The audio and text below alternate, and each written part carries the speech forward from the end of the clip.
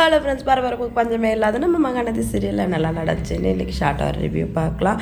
காவேரி வந்து யமுனா கிட்டே பேசிகிட்டு இருக்காங்க. யமுனா ஏன் சோகமாக இருக்க, கொஞ்சம் நேரம் முன்னாடி கூட ஜாலியாக தானே இருந்தேன் அப்படின்னு சொல்லிட்டு. இல்லைக்கா, எனக்கு நிவின் ஞாபகமாகவே இருக்குது, பேசாமல் சித்தே போயிருக்கலாம் தோணுது அப்படின்னு வந்து யமுனா அழறாங்க. ஏண்டி, நம்ம அம்மா படாத கஷ்டமாக, நம்ம அப்பா இல்லாமல் போனப்புறம் நமக்காக அவங்க இல்லையா? அதை விடவா அவனோட கஷ்டம் பெருசு?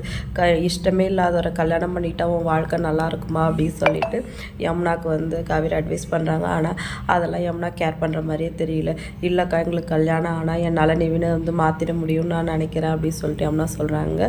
இதை பற்றி நீ கவலைப்படாத, விஜய் மாமா வந்து நிவினை என்னை சேர்த்து வைக்கிறேன்னு என்கிட்ட நம்பிக்கை கொடுத்துருக்காரு, அவர் பார்த்துப்பாரு, நீ இதை பற்றி கவலைப்படாத அப்படின்னு சொல்லிட்டு யமுனா சொல்லவும் காவேரி ஷாக் ஆகிடுறாங்க. ஒரு பக்கம் நிவினுக்கு நம்பிக்கை கொடுத்துட்டு இப்போ யமுனா கிட்ட வர இந்த மாதிரி சொல்லி வச்சுருக்காரு, ஒரு வேலையில் சமாதானப்படுத்துறதுக்காக சொல்லியிருக்கலாம் அப்படின்னு நினச்சிட்டு காவேரி அங்கேருந்து கிளம்பிடுறாங்க.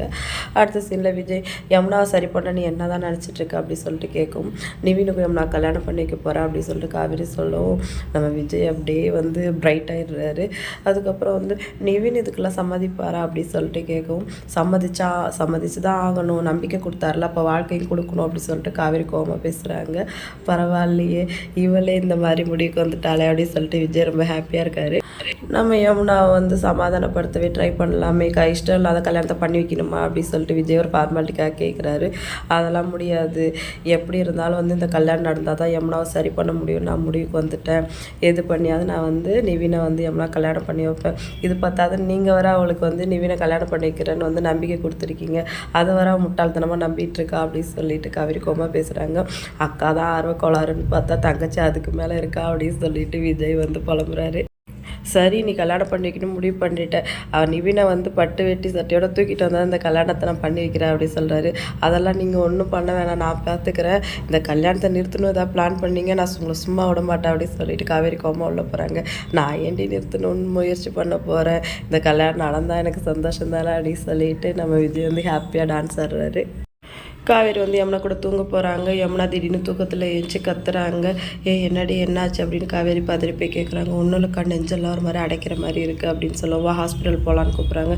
இல்லைக்கா, கொஞ்சம் நேரம் நடந்தால் சரியாயிடும் அப்படின்னு சொல்லிட்டு யமுனா வந்து கார்டனில் நடக்கிறாங்க.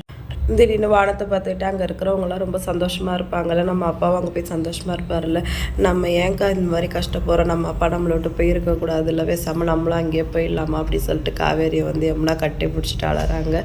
யமுனாவும் நினச்சா பாவமாக தான் இருக்குது. நிவின் வந்து சாதாரணமாக அவங்களுக்கு கொடுத்த நம்பிக்கை வந்து அவங்கள இந்த அளவுக்கு கொண்டாந்து விட்டுருக்குது.